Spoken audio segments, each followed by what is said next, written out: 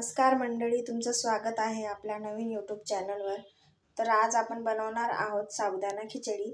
तर साबुदाणा खिचडी मी हा साबुदाणा रात्रीच भिजवून ठेवला होता। तर तुम्ही बघू शकता अगदी दाणे दाणे मोकळे झालेले आहेत त्याचे। चांगला भिजवून घ्यायचा। आपल्याला साबुदाणा खिचडी बनवायची असली तर आपण रात्रीच साबुदाणा भिजवून घ्यायचा, जेणेकरून तो साबुदाणा चांगला नरम आणि मोकळा होतो। आणि हे बघू शकता तुम्ही, मी शेंगदाणे भाजून घेतले आहेत आणि त्याचं थोडं जाडसर कूट करून घेतलेलं आहे। आणि हे चवीनुसार मीठ, आणि आपल्याला जसं तिखट पाहिजे असेल तसं मिरच्या घेऊ शकता तुम्ही तुमच्या टेस्टनुसार। आणि हा बटाटा बारीक चिरून घेतलेला आहे, बारीक म्हणजे जास्त बारीक पण नाही, थोडा जाडसर चिरून घेतलेला आहे। एक मोठा बटाटा होता। आणि चला तर आपण आज बनवूया साबुदाणा खिचडी। तुम्ही बघू शकता आता मी कढई ठेवलेली आहे।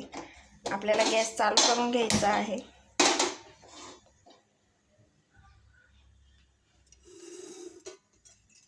तुम्ही हवं तर साबुदाणा तुपात पण बनवू शकता।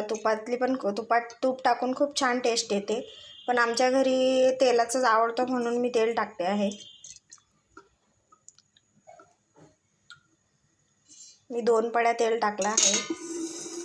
तर आपण आता त्याला चांगलं तापू देऊ। तेल थोडं तापलं की आपण त्यात बटाटे टाकून घेणार आहोत।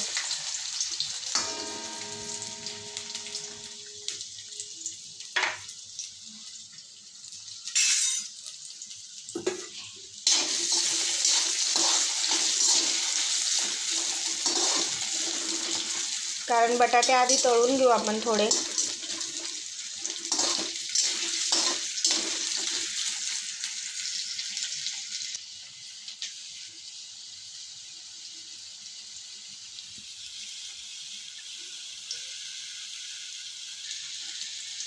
तर बटाटे टाकल्यावर त्यानंतर थोडं हलवत राहायचं आहे, कारण बटाटे चिकटू शकतात कढईला। तर बघू शकता तुम्ही बटाटे आपले फ्राय होत आहे। त्याला गोल्डन ब्राऊन करून घ्यायचे आहे, जेणेकरून ते खूप खरपूस आणि खूप छान लागतात। तर तुम्ही बघू शकता आपले बटाटे तळून झालेले आहेत। आता त्यात आपण टाकणार आहोत मिरची। मी तिखट मिरची घेतली आहे, कारण साबुदाणा थोडा तिखट असला की छान लागतो, चव चांगली लागते। आणि उपवास म्हटला की थोडं चविष्ट साबुदाणा छान लागतो।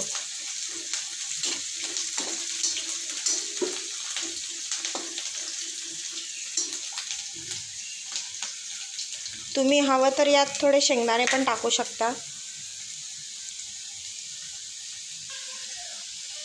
आता आपण यात साबुदाणे टाकून घेऊया।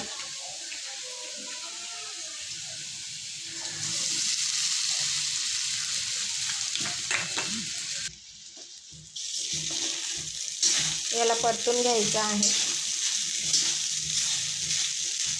गॅसची फ्लेम लो करून द्यायची आहे, जेणेकरून हा चिकटणार नाही।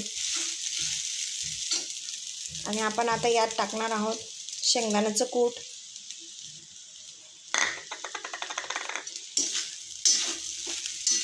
आणि आता सर्व एकजीव करून घ्यायचं आहे। यात आपण आता मीठ पण टाकून घेणार आहोत।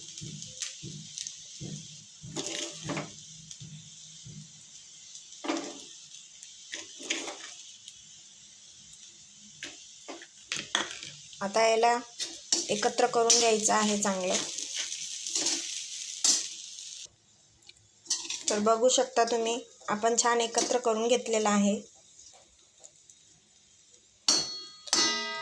आता तुम्ही याला लो फ्लेमवर झाकण ठेवून वाफवून घ्यायचं आहे।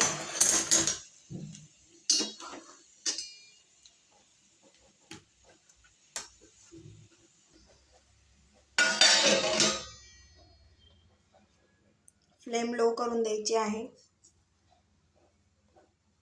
याला 5 ते 10 मिनटं वाफवून घ्यायचं आहे आणि मध्ये मध्ये थोडं झाकण उघडून बघून घ्यायचं, थोडं चाळून घ्यायचा, जेणेकरून खाली चिकटणार नाही आणि करपणार पण नाही. आणि नंतर मग बघू आपण आपला साबुदाणा खिचडी कशी झाली आहे.